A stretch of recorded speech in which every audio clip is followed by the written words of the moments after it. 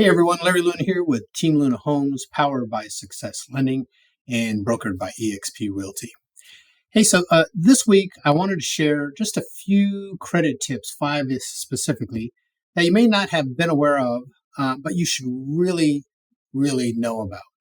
So the first one is get a credit monitoring service. Boy, in today's age where IT hackers are breaking into digital files all the time, you need to make sure that you have some security to help protect your own personal data. Now, remember, credit monitoring is simply that.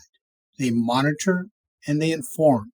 When something looks out of the ordinary, they're going to reach out to you and make sure that you're aware of it. If you don't review the information or the alerts, or you don't take action, the monitoring service that you're using is basically useless to you.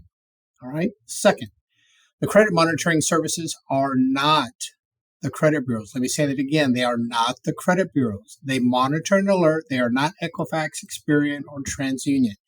They may offer credit score estimates, and take that with a grain of salt because they are basing it on basically an estimated score on the information that they have in similar scenarios with the credit bureaus, but they are not what the credit bureaus are being reported.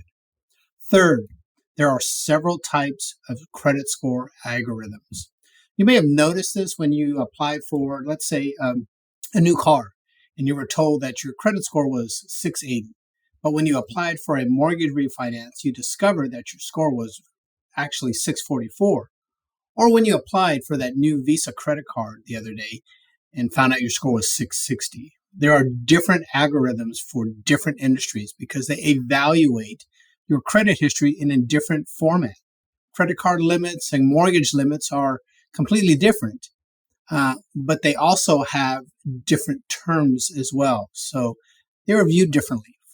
Fourth, pay your bills a couple days before your due date so that when that creditor reports your payment information to the credit bureau, it's actually reflecting your actual balance. And this will directly affect your credit score because your credit score, in addition to payment history, is based on your available credit.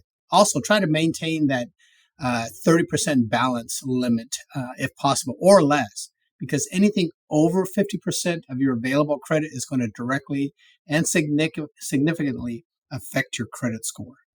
Last tip, pay your highest interest rate credit lines first and try to pay those off.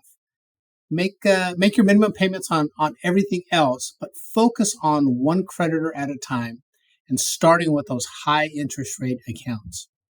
Also, look into balance transfer accounts that offer an introductory 0% interest rate. They are typically for a specific time period, like somewhere between 12 to 18 months, but they can save you some money, and it gives you a cheap lending way of paying those balances off first. If you've been a long-time customer with a creditor, call them and try to negotiate and lower your APR. Most creditors are willing to work with you, but you never know unless you ask. The worst they can say is no.